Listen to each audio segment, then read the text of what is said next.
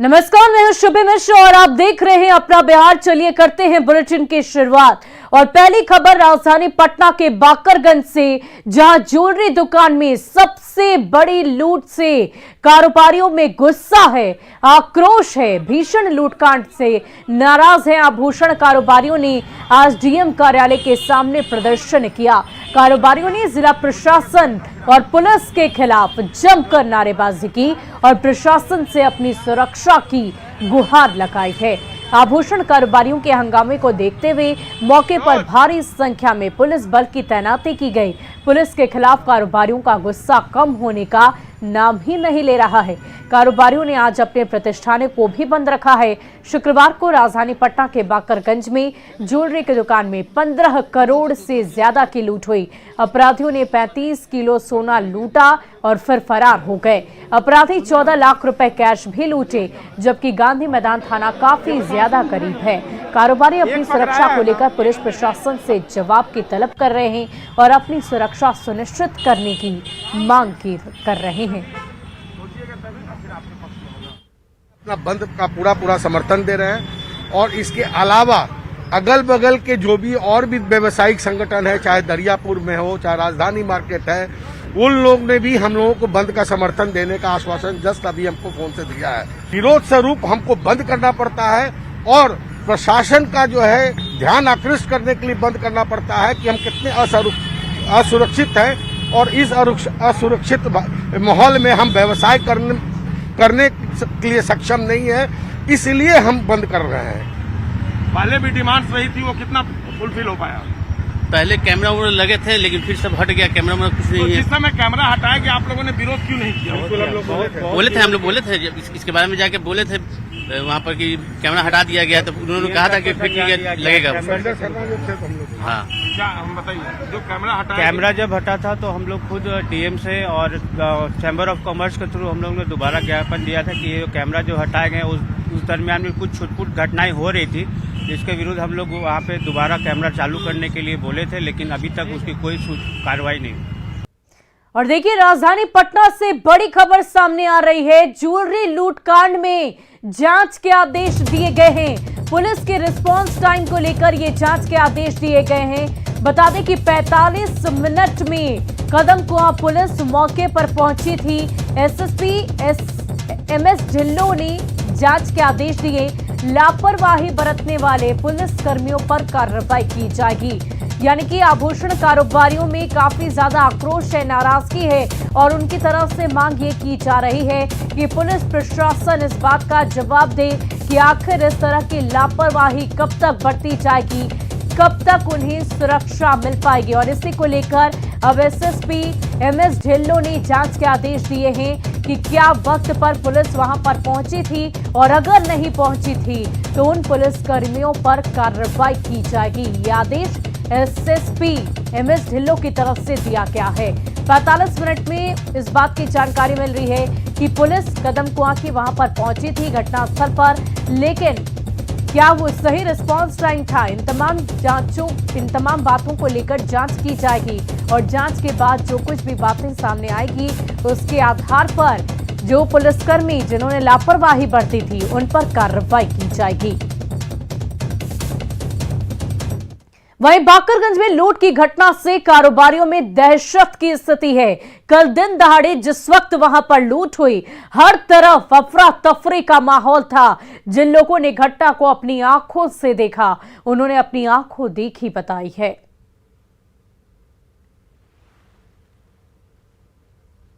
पटना के बाकरगंज में अपराधियों ने लूट की सबसे बड़ी घटना को अंजाम दिया है। और कैसे यह घटना घटी, उस समय कारोबारी क्या कर रहे थे, हम कारोबारियों से ही बात करते हैं और आंखों देखी सुनते हैं। उस वक्त आप क्या कर रहे थे? हम तो अपने दुकान में मौजूद थे। जब देखे कि मारा पीटी हो रहा तो समझने में ही विलम्ब हो गया कि लगा कि पहले मोबाइल चोरी हुआ, गाड़ी में धक्का लगा, क्योंकि आए दिन बाकरगंज में ऐसी घटना होती रहती है। ये नहीं सोचे थे कि इतनी बड़ी लूट हो? ये सभी सोच भी नहीं सकते थे कि बाकरगंज में इतनी बड़ी घटना, आज से 20 साल पहले जरूर हुई थी इतनी बड़ी घटना, लेकिन हम लोग को समझने में विलम्ब लगा। वहाँ तक कि वहाँ पहले क्या हुआ था? 20 साल पहले भी इस तरह की कुछ घटनाएं हुई थी इसी गुप्ता मेंशन मार्केट में।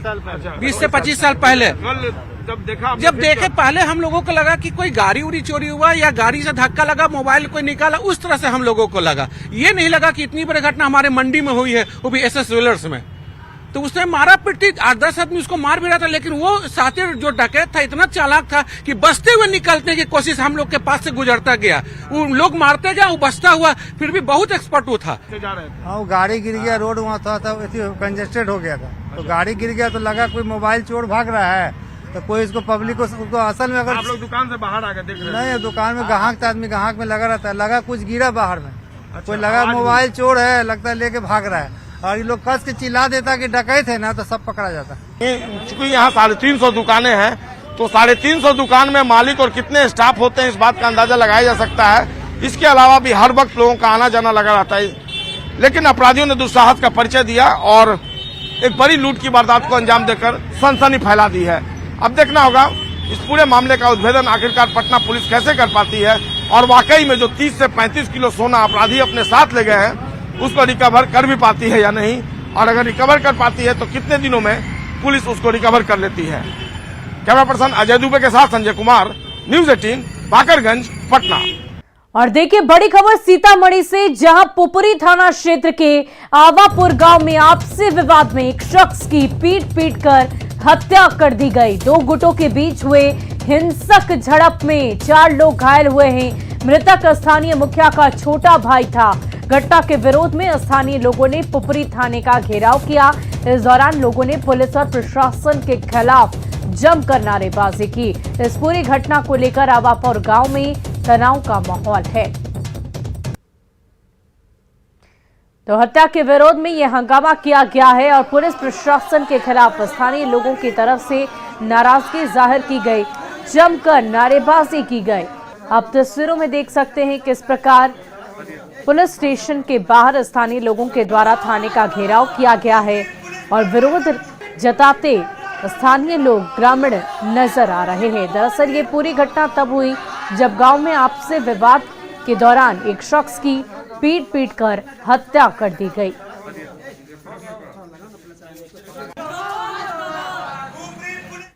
वहीं भोजपुर के कोइलवर में बालू के लिए खूनी खेल हुआ। बालू माफिया ने एक दूसरे का खून बहा दिया।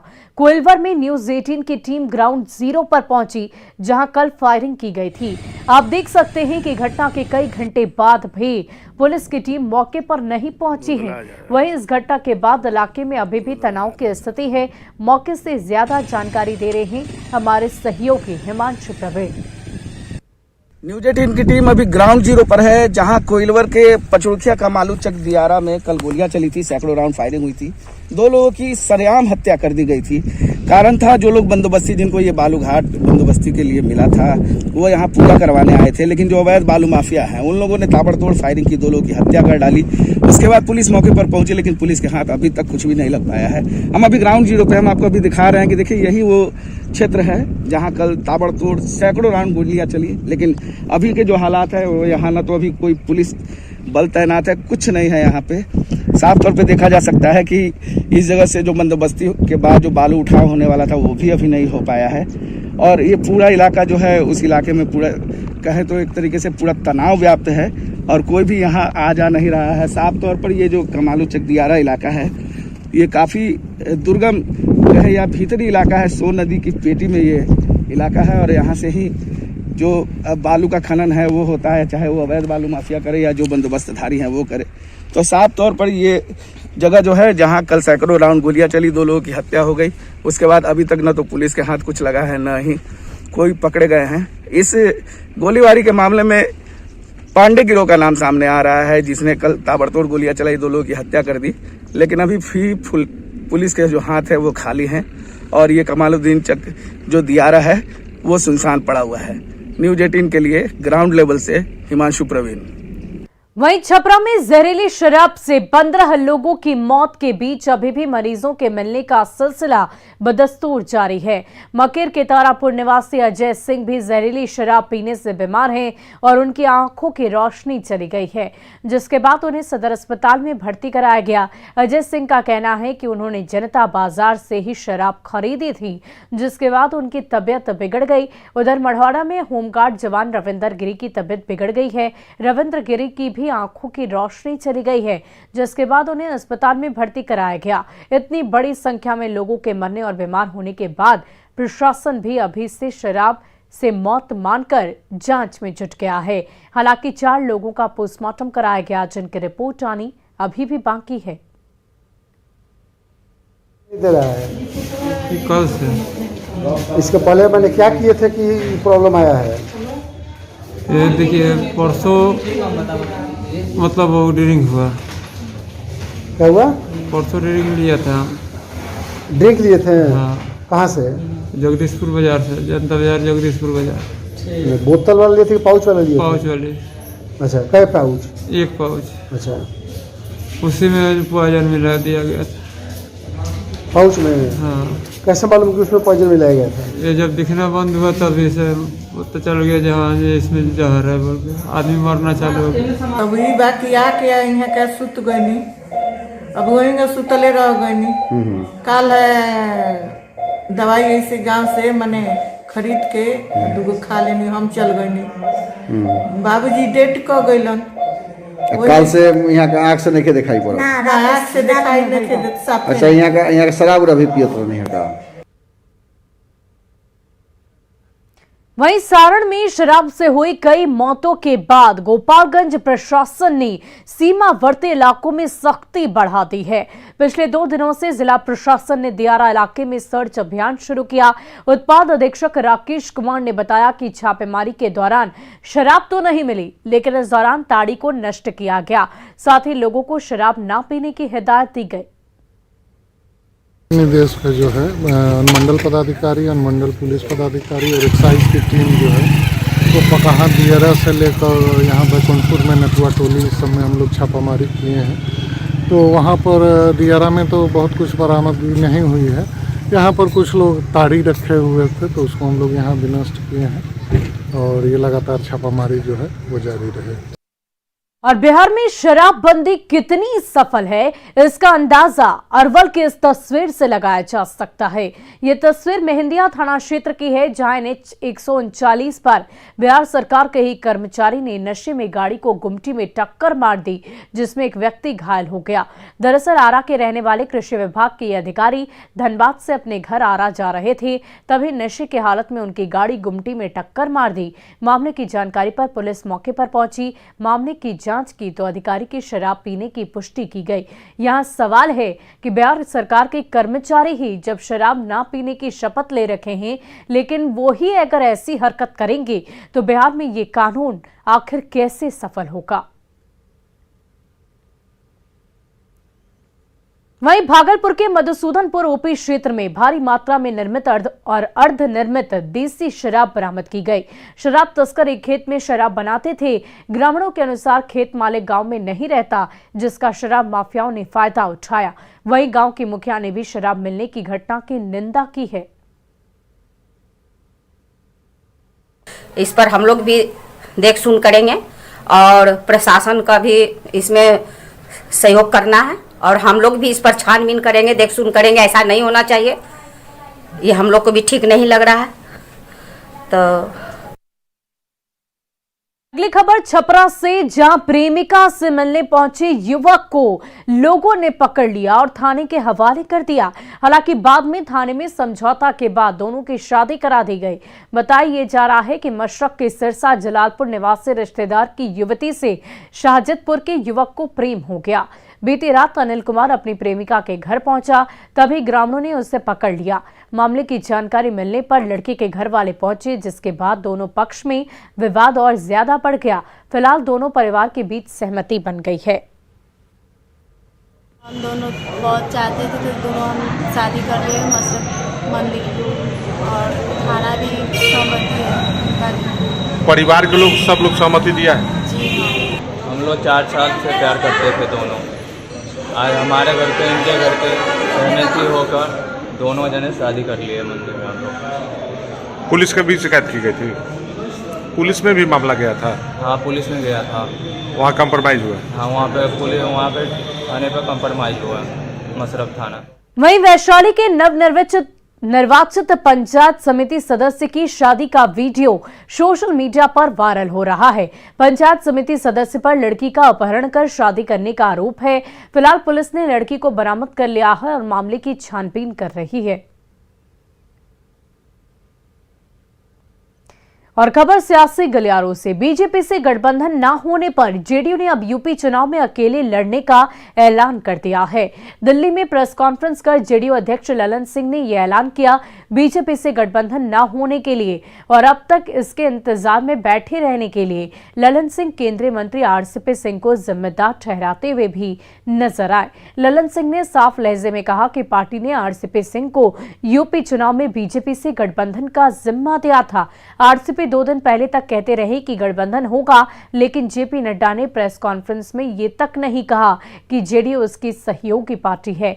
हमने कल तक की समय सीमा तय की थी, लेकिन बीजेपी की तरफ से किसी तरह का जवाब सामने नहीं आया, जिसके बाद अब पार्टी ने अकेले ही लड़ने का फैसला लिया। आज पार्टी की तरफ से उन 26 विधानसभा सीटों के नाम का ऐलान किया गया है, जिस पर पार्टी चुनाव लड़ेगी। जल्द ही बाकी सीटों और सभी उम्मीदवारों का ऐलान कर दिया जाएगा, जिसके लिए यूपी जेडीयू के अध्यक्ष अनूप पटेल को अधिकृत किया गया है।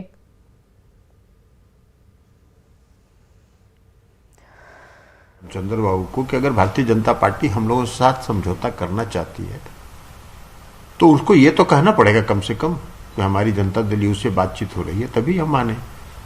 उसका भी कोई सकारात्मक जवाब कब तक नहीं आया। पिछले बैठक में जब प्रदेश के अध्यक्ष श्री अनूप पटेल जी 51 लोगों की सूची लेके आए थे, उस दिन भी मैंने कहा था और उस दिन माननीय मंत्री श्री आरसीपी सिंह साहब के कहने पर ही हम लोगों ने फिर शीघ्र 1-2 दिन 3 दिन के लिए तक इंतजार किया, लेकिन कोई सकारात्मक जवाब नहीं आया। और इसलिए आज जनता दल यूनाइटेड के 26 उम्मीदवारों की सूची, माने विधानसभाओं की सूची हम लोग आज जारी कर रहे हैं। हमने उस दिन प्रदेश अध्यक्ष को श्री अनूप पटेल जी को अधिकृत किया था। वही आज उस सूची को 26 विधानसभा क्षेत्रों की सूची जारी कर रहे हैं। ये पहली सूची है। दूसरी सूची हम और जारी करेंगे। उम्मीदवार के नाम हम आज इसलिए घोषित नहीं कर रहे हैं कि कई क्षेत्रों में प्रदेश अध्यक्ष जी का कहना है कि कई क्षेत्रों में कई दावेदार हैं और उसके लिए उनको 2 दिन 3 दिन का समय चाहिए। और सुनिए कैसे ललन सिंह बीजेपी से गठबंधन नहीं होने के लिए आरसीपी सिंह को जिम्मेदार ठहराते नजर आए। इसलिए कि हम लोगों ने तो अधिकृत कर दिया था माननीय मंत्री से आरसीपी सिंह साहब को, और उन्होंने जो बताया और उनको जो भारतीय जनता पार्टी के लोगों ने जो भरोसा दिया, उसके आधार पर उन्होंने पार्टी को सूचित किया और उसी के कारण विलंब हुआ। और फिलहाल के लिए इस बुलेटिन में इतना ही। आगे देखिए जोहार झारखंड।